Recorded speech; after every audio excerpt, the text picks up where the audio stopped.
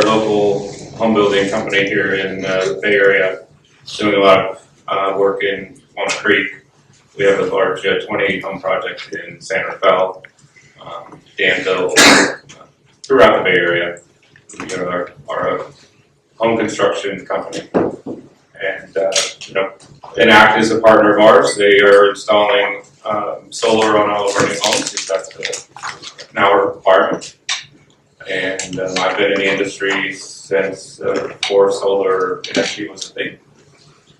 So been around the industry for a long time, kind of seen the ups and downs and the changes. And solar has been a big change, and the energy efficiency push has been a big thing. So I'm sure we'll have some questions on where the home building market sits in relationship to those changes. Thank you. All right, and I'm Traci Hukill with GoGreen Financing, and I am I see some familiar faces.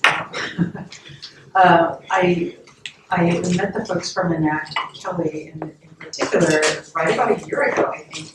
There was some CALSA regional events.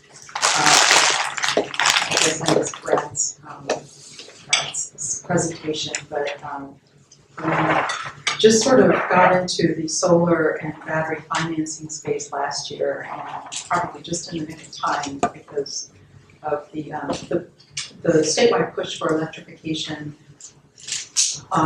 Really, I think is a natural driver of certainly residential solar and storage, and so we're really happy to be able to support not just home electrification, but the things that make it more palatable and a little bit more economical for most folks. I've been with GoGreen Financing, which is part of the State Treasurer's Office, for about 6 years. Always in marketing, but it's a small shop, so we all get to have a lot to do with program design and so forth. And before that, I was a journalist. And that's it. That's all I've got for you. All right, thanks, Tracy. Hi, everybody. My name is Cooper. Indeed, I'm the chief quitter, CEO and founder at QuitCarbon. We are here to help you and your friends and neighbors and the whole damn country get off of fossil fuels. Get your homes off of fossil fuels. Getting a heat pump, an induction stove, a heat pump water heater might sound like the right idea. It certainly is. Over time, it will save you money, make your home more comfortable and valuable, but actually making the switch is confusing. If you just call a contractor, you'll probably get not quite the optimal thing. We're not a contractor. We're a free, friendly, expert advice service that makes the journey easier, better, cheaper, faster, smoother for everyone. We currently serve California, just over 6,000 homes that we're working with right now. We're the first organization of our type to be certified by Energy Star. They started a certification program for guidance services like us, and we were the first to be certified. We just recently earned our B Corp certification, demonstrating our commitment to being a great place to work and doing good for our community and planet. And if you own a home, which I'm guessing many of you do, we look forward to you becoming a client shortly. The service is free, easy, no obligation. You come on the website, click the button, get started. Enact is a partner, GoGreen is a partner. I'm sure we've helped a number of our customers buy Duracell storage. And if you're putting any gas in the homes you're building, Depends on where. All right, well, we'll be coming to them and helping them get rid of that gas and switch to electric as soon as possible. So, thanks. Thank you all for the intros. I mean, we have such a perfect group here because you have the manufacturer, you have finance, we need the loans. You have a buyer here, 100 homes a year at least in the area. And then you also have load side electrification. Let me start off with the battery because it's the newest thing we are selling, newest meaning the last 3 years. Prices have dropped 50% a year or so on the hardware side. And you're seeing the benefit, the market's taking off. I think 60% of all new sales of solar is with the battery now in California. So what's ahead? And what do you guys foresee the next 3 years like? How far is it going to go drop on the cost side, but more importantly, the functionality? It's so much more fun. The cost side could be a little bit complicated with what's going on in the political situation, so I won't go there, but with all the tariffs that are going on and there's really no US-made cell manufacturing, so it'll be good to see what's going to happen. One of the moves we again made was to have domestic content of our electronics part of it. So that can at least keep hopefully at the same price or a little lower. Obviously the ITC credits help with the organization. We don't know what's going to happen. So again, I don't foresee 50% drops in prices anytime soon, but it's a volatile market for that. But I really think distributed energy is where it's going to go. So there are other revenue streams that can be realized besides hardware, which is homeowners and utilities. We're going to need power from homeowners that have solar, have batteries. The only way to get to realize that is if we have batteries. I think the whole market's going to be shifting more to distributed energy because they can't scale up utilities as fast as they need to.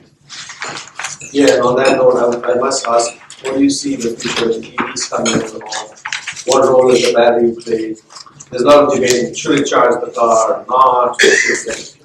We're going to have to charge the car, and we can either can store the power from the solar into the car or into the battery.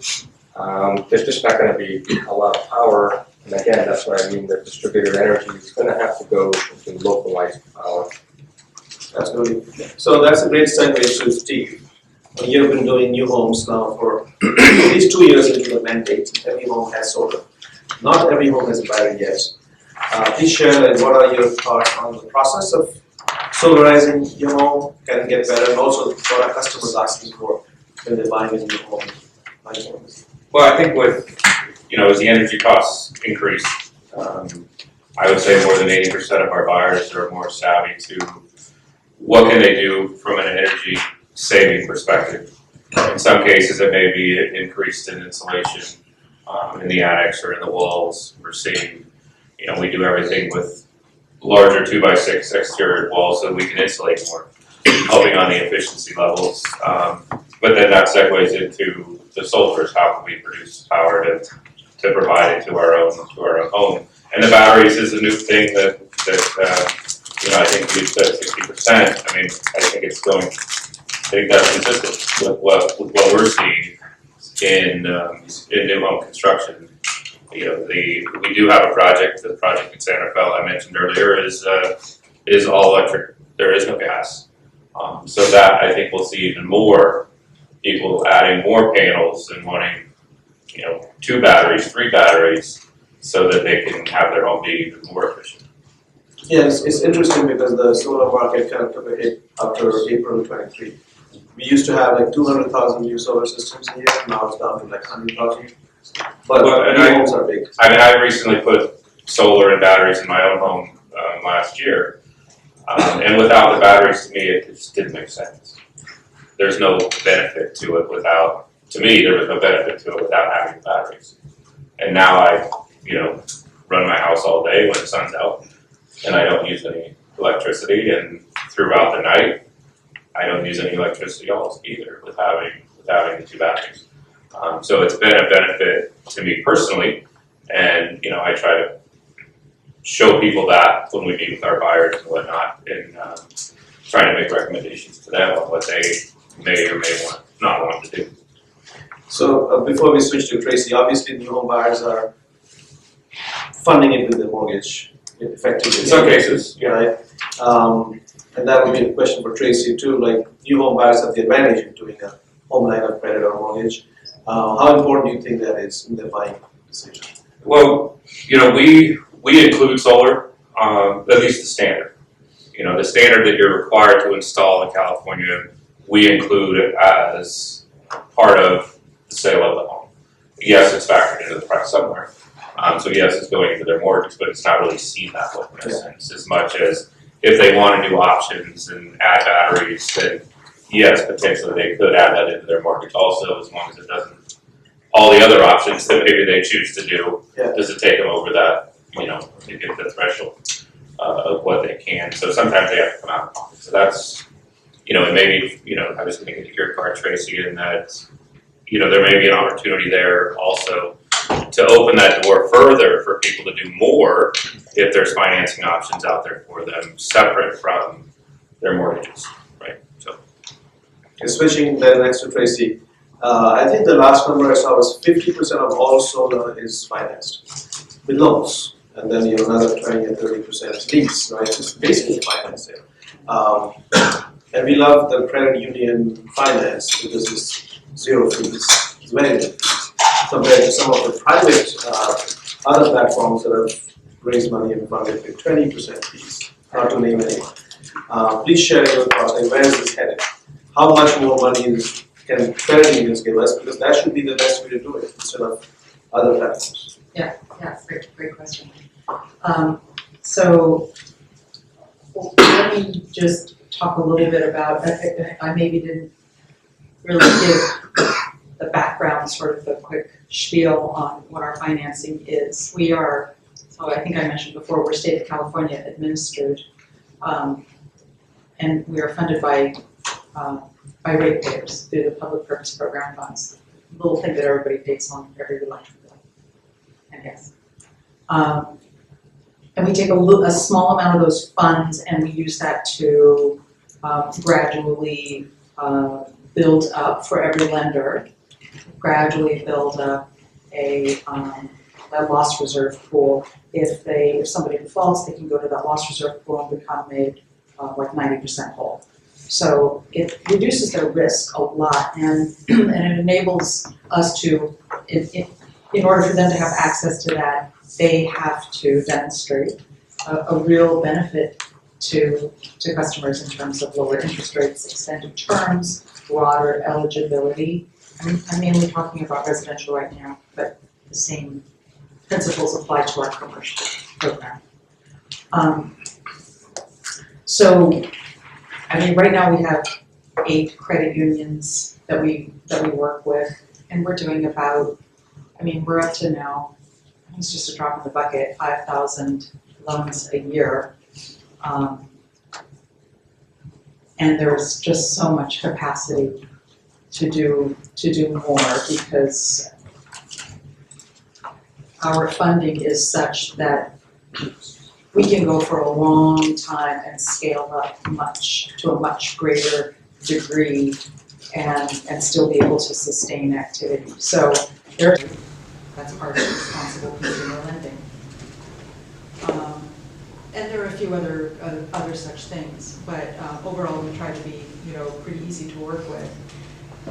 And our rates are considerably lower, right? So with zero fees, we're looking at, I actually sent a slide. I don't know if it's something that could be shown up there. Maybe don't sweat it if it's not possible, but it shows some of our interest rates right now. So last year, 2024, solar and storage average interest rates for those loans financed through us was 6.12%, I think. And and with no fees, right? So it's a pretty decent deal, as I understand, and I just think it's going to be more and more attractive to people as, I mean, there are so many other factors weighing in here, right? Like the price of electricity, the way it's gone up, like 40% over the last couple of years. I mean, it's a lot, right? Everybody notices it. And then there's this huge push toward electrification. As you were saying, in many new developments, you have to have an all-electric home. Some places are phasing out gas appliances, right, to where if something breaks down, then you have to go electric. And so it's hard to make that pencil out for, householders. It's much easier to make it pencil out and make it make sense and make it palatable if there's a solar and storage solution in place, right? So I guess, like I was saying before, we're happy to be able to participate in that. Well, I just kind of started rambling. I know, but that's great. Hope I got at it. Follow-on question, so I know you do many appliances, not just solar or storage, but other upgrades, efficiency upgrades. Sure. If you were to divide your total last year's numbers, how much of it was solar versus, efficiency? Oh, yeah. Times? Oh gosh, the vast majority was efficiency, but we didn't really launch our solar product until like June. So it's brand new, yeah, we're just getting our legs underneath us. I think it'll be, it'll be half, or I don't know, 3/4, I think, in a couple of years. That's huge. I mean, that's the last topic then for the chief quitter. Because we see your clients, many of them are in our states getting solar. Yeah. They're determined to get off fossil fuel. Certainly. Right? They're not even looking at the ROI. Many of them, we like showing them the paybacks. So yeah, that's good, but they're determined, right? How important is financing there? Is that driven by financing? To some extent, one of the key differences between solar batteries and the other appliances we help with, like heat pump water heaters and heat pumps, is that you can't do without your water heat. You could defer solar, right? And so folks, I think, are a little more attuned to paying every 10, 20 years when they own their home to replace a thing. Get a new stove, get a new water heater. Water heaters sort of automatically fail after 10-ish years. So they're buying them more regularly. Typically the sale price is a bit lower. I mean, the biggest HVAC system, heat pump HVAC system, might be close to the price of a relatively small solar and battery system. Heat pump water heaters are a lot less expensive. And then rebates and incentives. In some cases, these upgrades are free. Now, navigating all the rebates and incentives is challenging. It's part of what we do. Part of why we exist is that it is so difficult. Difficult for contractors to keep track of it. Difficult for homeowners to understand it. We are neither a contractor nor a homeowner, I don't mind, but we're the navigator. And so the rebates can dramatically reduce the out-of-pocket cost to the point that financing is less relevant. As a package, though, going from a fully gas-powered home to a fully electric home with solar and batteries, plus an EV, because it's part of your fossil fuel consumption and you need to get your car electrified as well, that's a fair amount of money. The payback, on the other hand, is relatively fast and getting faster. The delta price between electricity at the retail for homes and gas, the delta is expanding. And electricity is getting more expensive much faster, gas is getting more expensive much faster than electricity. So when folks think correctly about these investments, which is over time, right? Not how is it going to affect my bill next month, but what am I looking at for the next 20 years? As we saw on the great projections coming out of the Enact software, they can see very clearly that there is a huge return on investment for getting off of fossil fuels. Absolutely. I wish that we found more buyers like your platform's quitters, because we don't have hard time convincing them. Sure. They're usually ready to do the right thing. Certainly. And Kavya is here from our team. She would hopefully agree with me. But let's come back to a general question for all of you. Right? One of the big challenges we face is the sales process. Yeah. You're talking batteries, expensive. You're talking, of course, financing, which is a mystery to many. How does it work? I'm not even talking about solar and permits. I'm not even bringing up EV charging. It's a very complex sale. So what are your thoughts on simplifying the process of selling all of this? Sure. I would love to get all your thoughts. I'll go quick and pass it on. Motivations are as diverse as people. They come in all sorts. People are excited about different things.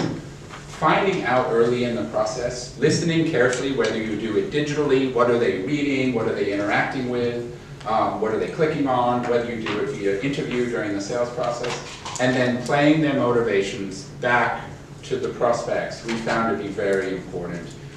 Also, there's not just one, right? It's very rare that we'll get somebody who says, I care about the climate and nothing else, or I care about my old water heater and nothing else. There's always a constellation.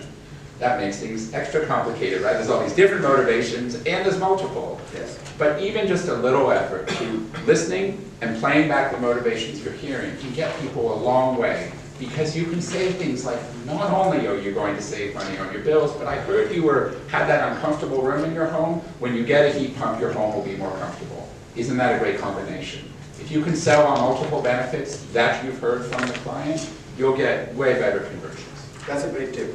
So using your plethora of options, heating, electrical, right, to solve more than one need. I think that's a very good way to kind of package the need together in a way. That's right, and just one more thing. very few folks will buy all those things at once. Yes. So there's also kind of the selling journey over time with partners where you help them understand the joint benefits, and then you encourage them to start the buying journey. Get one or two of those things, and come back. Let's check in again in 6 months. We'll get you the next thing. Basically. Well, I don't know that I can speak knowledgeably about how to make the sales process easier, because that's not what I do. Unfortunately, I wish I had a better insight into how it works. What I do know is that I wish there existed an excellent system or program that can demonstrate to customers the potential for their savings, and also, although I imagine that many of you have that, I saw that very cool Enact demonstration. I really like that. I also wish there was sort of a centralized place for very good up-to-date information on rebates and incentives, and that could really, and then like good advice for consumers and customers and small business people to maximize all of those. But they may not be able to start right now. It may take some planning, and it may take, if they're relying on a tax credit, it may take, some thought in order to have the sufficient tax exposure to be able to make use of the tax credit, if that makes sense. So I guess I want sort of I want you. Your wish is granted. Here we are. I want you everywhere, I guess, We're everywhere. and also in sort of in an app It's an app. that I'm involved in. Okay, we'll talk about it. All right. I mean, I think in the new home building industry, the state's kind of helped us with this, Yeah. right? It's a requirement, so it's already sold. We have to put it in, and now it's just a matter of, your team or whoever it may be upselling to give people the tools and the information that's in your app, helps to provide to them the information for them to make a more educated decision. I saved this question for you. When you have that new home conversation on a granite kitchen versus solar, has that changed? Like, 'cause we started working 3 years ago. As far as, Like, will what they is pick more the important? solar over the granite kitchen?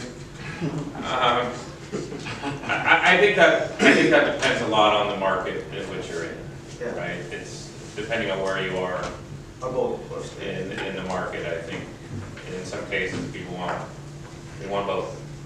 They're not going to sacrifice either one. It also depends on the builder too. What are the standards that the builder's bringing to the table? Granite's, in this day and age, Yeah.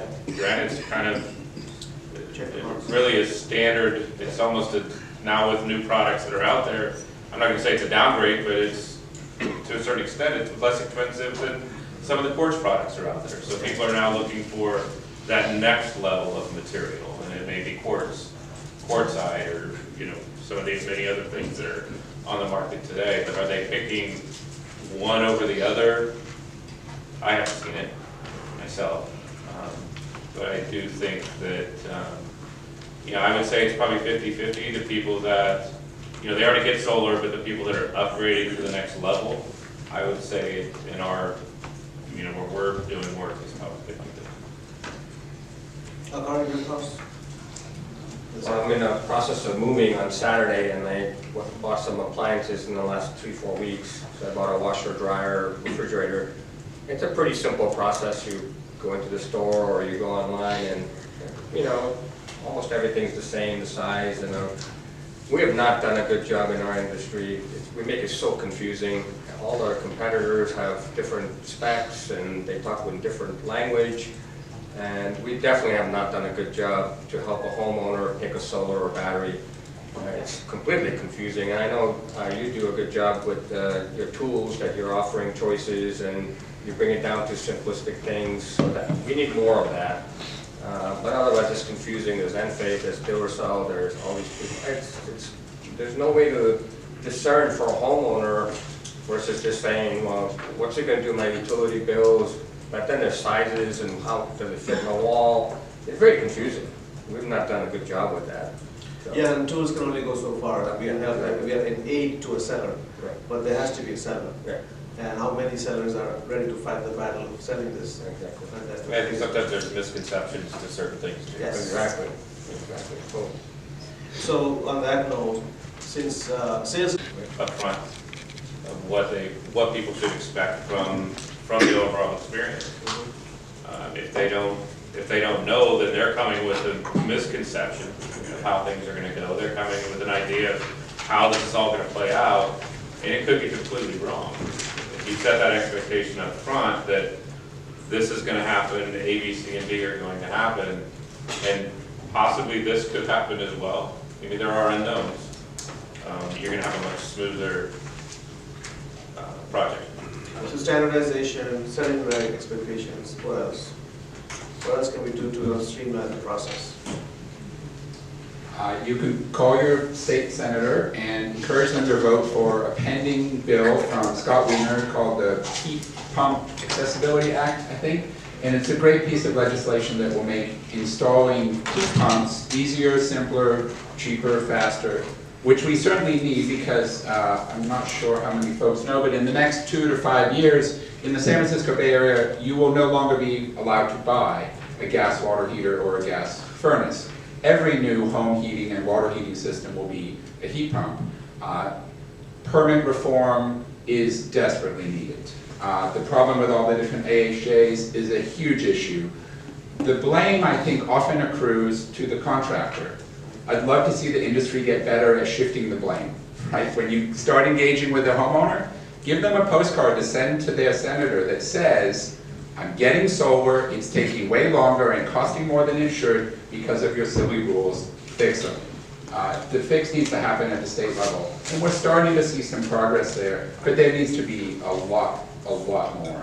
Setting expectations is certainly part of it. Building time in, building money in for the uncertainty is part of it.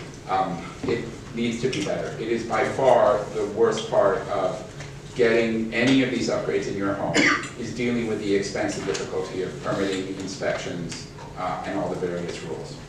In some cases, it becomes a hard sell also.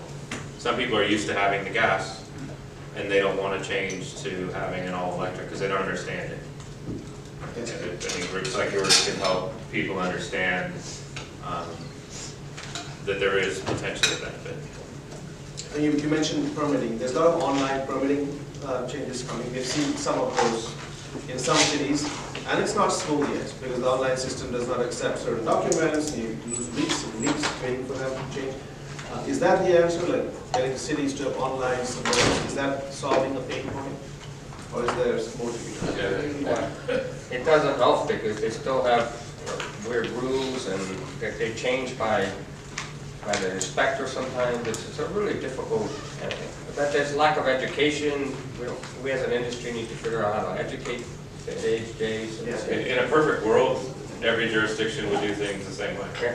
So that we as builders could learn, but it's different in every single jurisdiction. Yeah, I know there's Someone's different- interpretation of a code could be different from one city to the next. I mean, the master file for every cities are different. I mean, they're not even the same. We have seen that, like Livermore and San Ramon, two different rules. Different rules. Different rules. And there's some areas that, we as builders, we just won't build it anymore because it takes too long. We have to sit on a property that we want to build on, and we have to sit on it for 2 years. The carrying costs involved in that just make the project not profitable anymore. So why are we going to build in that jurisdiction? Maybe that's their end goal. I don't know. That's a Maybe. That's a good angle. I'm looking at the clock and I want to have audience questions. The last question is, let's say everything is built, right? There's 1 million homes out of 5 million solar homes in the US that don't have an installer record. Installer's gone. Especially after last year when there's so many companies who left the industry. There's 1 million solar orphans now, we call them. Of course, our platform is trying to help with our tools to figure out what happens, or some other installer can take it over for warranty. Any thoughts on how do you make the customer experience better when it comes to ownership after the purchase? In the HVAC, plumbing, cooking appliance world, of course, there's turnover. right? There's very few folks who use the same contractor for their next and their next water heater, or their next and their next furnace. It's always a new contractor, almost always. Those worlds have figured out how that can be okay, right? How a contractor can come into a home, inherit effectively an old system, fix it or replace it, and leave the customer with a great experience. Hopefully solar and battery world can learn something from that, but I understand it's challenging, and especially as folks move their homes onto electric appliances, see their gas usage decrease and their electric usage increase dramatically, more and more folks want more solar. They've already got it. Some of them have orphan systems, some of them don't, but now they want more solar. And navigating that more decision, also extra tricky, but I think we can figure it out. Who's got ideas? I have a comment on that. So at the end also, in our industry, I think it falls on the manufacturer. So we always have records of what the homeowner has done. We have the single line drawings, we have all the enough information. So if an installer did go out of business or a partner, we will find a new one.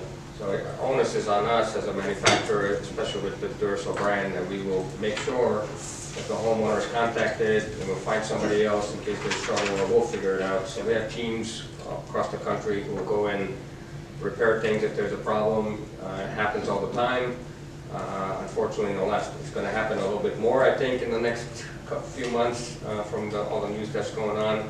But we as a manufacturer do take the onus to give the consumer a proper experience, even though it's a heartache at the time. And you have a certification program, so you're going to check off who's ready to do Exactly. it. That's very helpful, actually. Exactly. And we want that same thing. I mean, Jessica was showing the platform earlier. We're trying to make it easy for a homeowner to sell the home with solar on it. That's another problem. The next buyer wants to know what is paid off and what is this thing doing. Sometimes $80,000 or $60,000 worth of value you have to sell the home. So that's a little bit we do to make it transparent. But we can only do so much. You need an installer ready to inherit. Yeah, the next it's system. that too. Some of them don't want to inherit, and we have to find electricians or some other means. But it has happened to us in the last 6 months, happened 3 or 4 times, and we have to figure out how to do it. And, it's going to happen more and more, but we're going to have to do it. I've got a question. I mean, I not very much technical experience with solar. I mean, is this something that, are these maintenance, I mean, I don't know what what an ideal maintenance schedule is or what some of the costs could be, but I wonder if that's something that people should be able to finance it. I don't know. That's Like I said, most of the systems are not require any maintenance. I mean, we offer 10-year warranties and 25-year warranties for our products. It's just that maybe the job wasn't done or finished, or it wasn't done right, and then we get involved. So generally speaking, if the product was put correctly, like you put your washer in, it works. It doesn't really require a whole lot of maintenance. Obviously, you have to clean solar panels, but on our side, like for batteries and things, we're offering a 10-year warranty. We don't want somebody going to that home within 10 years. Yeah, but that's a great question. We see sometimes that the inverters fail on their between 10 to 15 years of age. And when that happens, and if your installer is gone, you obviously have to replace it. And then you would need financing because it's labor. And that's a market. And obviously you have 15 years of age systems now, so there's a market for that. For sure. Questions from the audience? I know we've been talking. I'm sure there's great questions in the room. Please raise your hand. Bill, please. So you just mentioned battery systems don't need maintenance. Everything needs maintenance, and I think you pointed out that if you have a washer dryer and it has a problem, you have maintenance. So does your company remunerate installers that have to participate in warranty maintenance or non-warranty maintenance, and how does that work? Yeah, we totally do. So we give basically a truck roll to go fix whatever is an issue. So that's something we warranty, and it's in our warranty program. Doesn't happen too often, but it happens. But we do, yes, take care of it.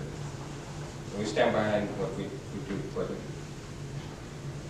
I thought it was a very insightful question from somebody who's not a professional solar person, because the truth is that things do need maintenance. And since I get to see systems that have been operating for years, and sometimes years offline, we have firmware upgrades that go south. We have all kinds of little things. These are very complex systems, as we're pointing out, extremely complex systems. And so it doesn't take much for things to go awry, and it does need qualified people in the field that can really diagnose quickly and get these systems back online for customers, or they can sit offline. And with our energy costs where they are, the fallout of that can be massive from a cost point. Yeah, no, what we use, it's not on surface what Enact shows with what they do, but we also use their system to 24/7 monitor our system. So if something goes offline when Enact tells us, we have a internal person who will go monitor it right away. He knows I've sent him emails on nighttime sometimes, and we make sure the system is working. Maybe with just something going on, but yeah, it happens. We try to do everything over the air as much as we can, but things happen, but we are proactive to go fix it. Any questions from the audience? I'm sure there's some good ones yet to be asked. Any of us? We have still 5-10 more minutes, so we have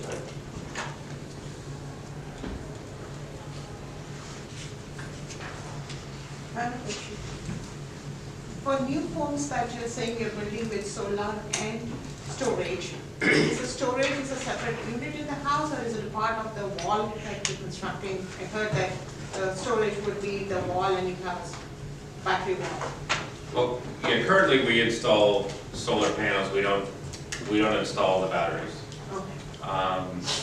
We are now, most recent codes require us to install the ESS box that will allow people to tap into that box in order to provide the battery backup to certain circuits in the home.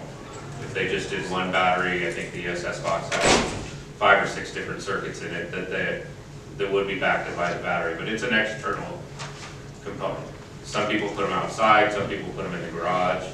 It depends on where best fits their layout of their home.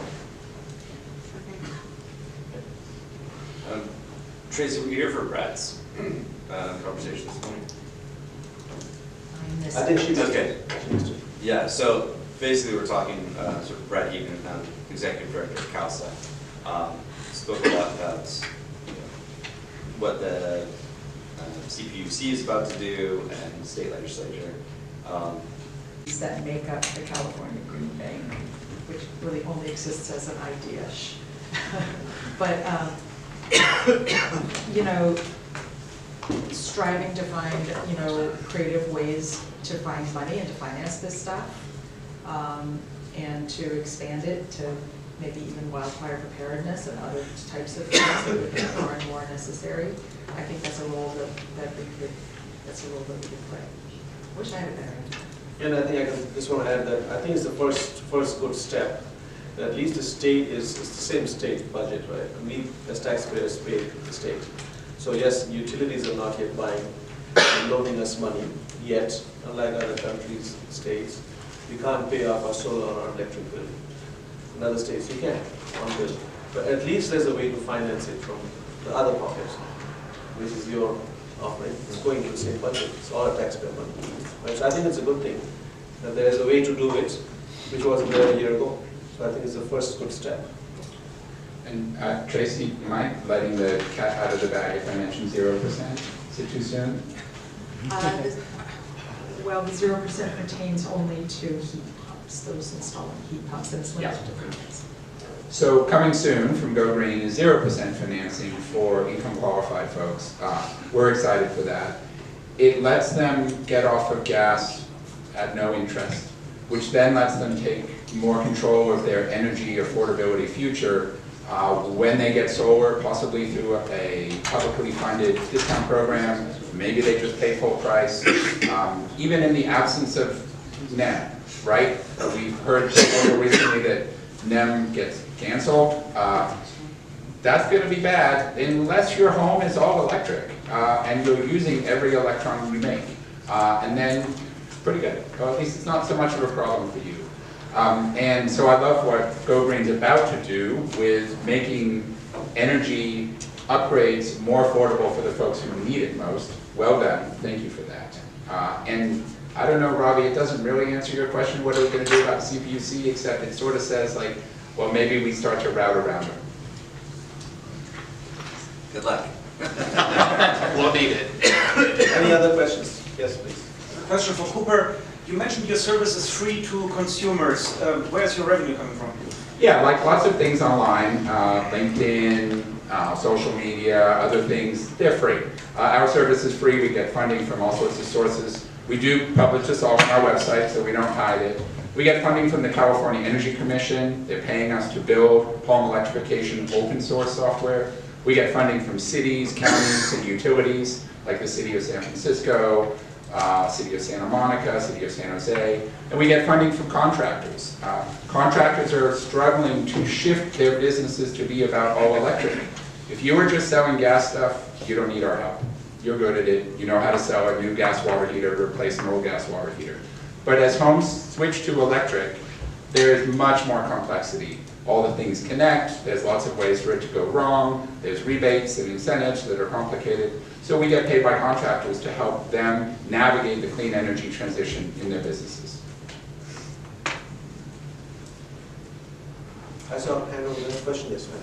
Yeah, I was kind of thinking back to my days of selling solar direct to consumer and managing sales teams, and one of the hardest objections to overcome, circling back to your points of like the art of the sale, was always, what if I sell my home, or what happens when I sell my home? And no matter how well you overcome that objection, there's a good percentage of homeowners that just simply won't commit to the purchase or even the lease with the fear of that. And I guess not directed completely to Steve, but I'm curious, A, if you get that objection with like the new homes from potential home buyers of like concern about if they decide to sell their home, or anyone from a manufacturing standpoint. I think it kind of aligns with you know, the utilities being in line with collaborating with the solar industry, and in my experience, the real estate industry, you know, it's not their job to learn how solar works, it's their job to maybe sell a house. And just curious if there's any comments or new trends in the industry that are helping overcome that objection. I mean, I don't think we see it Okay. on the new end, because it's part of building the house.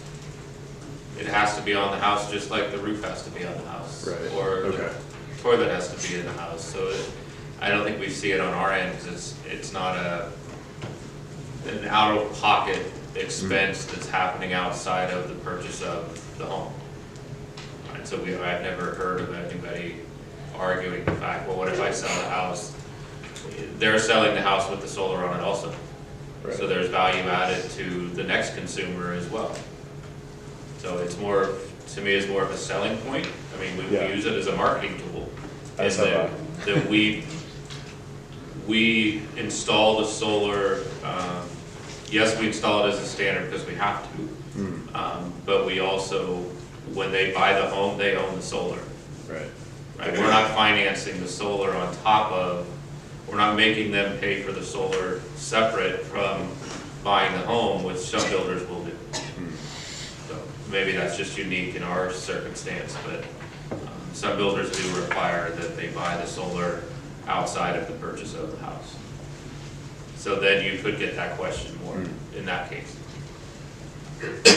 We see that concern sometimes with heat pumps and heat pump water heaters, and increasingly it's becoming a value add rather than a liability for a few reasons. One is just the new appliance reason. Selling a home with old appliances versus new appliances, people perceive value in new appliances. Right. The second is that we're seeing more development, there needs to be more, but more development in the real estate industry with green appliances and efficient electric appliances that lower your operating costs and make your home more comfortable, being reflected in home value. There's a certification program called Pearl Certification, and if you work with them and the right type of appraiser and potentially the right type of agent, you'll see the value. And then finally, we've seen some great academic research that has been tracking for years what is the change in home value when you make green upgrades like heat pumps. For some time, the change was not quite the value of your investment. Recently, in the last iteration of that report, for every type of upgrade in every part of the country, it's now positive return on investment. So you will get more than $1 back in home value for putting in a heat pump or a heat pump water heater, no matter where you are, according to statistics. Still, as an individual seller selling a home, it needs to be marketed and represented well to the buyer. And the final, I think, benefit, especially in the Bay Area, is soon it will be a clear liability. When you are not allowed to buy a new gas water heater, trying to sell a home with a gas water heater will be seen as imposing a burden on the buyer that you can get value out of by avoiding upgrading to heat pump. Yeah, we love heat pumps because you have 2 million heat pumps sold a year, I think, or something like that now. Solar is about 500,000, so it's a great way to enter the solar and battery market. Yeah, and there's this big push, you all may very well be aware, to have 6 million heat pumps in California's over 12 or 13 million single-family dwellings by 2030.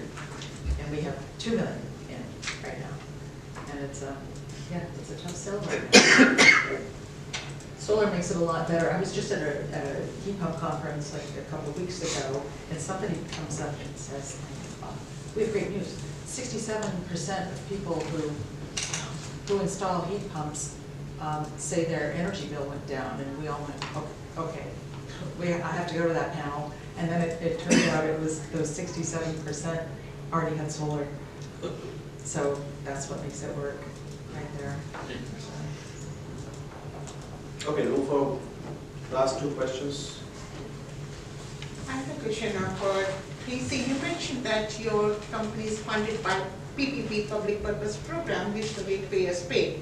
It's out of $1.35 go for public purpose program from your energy bill. So does the financing also come from the PPP program, or is it a separate? No, thank you. Great question. The financing is private capital. That's capital from the credit unions, right? It's from their members. So our only piece of involvement, other than our administrative overhead, is that little bit of incentive that we are using to leverage the actual private capital and incentivize essentially individual investment in energy efficiency and energy upgrades. Okay, one last question. Anyone? Okay.